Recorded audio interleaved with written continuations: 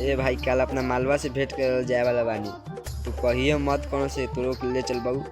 सुन न दिवाइयो दे बहू 10 बजे रात ले जाकर रहिए सुतिए मत। कौन से कहिए ना बात याद रखिए ना तो सरवा से भी बियाह करवा दिए हम बचाइए के है। सुन हड़बड़ाइए ना जब हम ले के चले नू तो तू आइए ठीक बा। कौन से कहिए जन न तो पेलवा दी धके हमरे के संगे हमरा हारू नहीं के पहनावे के बेटा याद रखिए।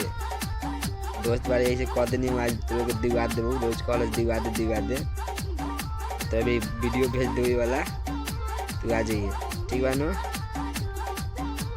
अरे साला बड़ी गौर से सुना तारे सोचो के थोड़े ले जाओ ऐसे भेज दियो तेरा बड़ी वीडियो हुआ एक बार ले करियो कि हमरे के न देलक साला हमार माल तोरे के ले जा भाई हम लंड में चलिए ऐसे भेज दियो वीडियो हुआ तू साला का कहत रे तू तो बड़ी खुश हो गेले बहुत सारी।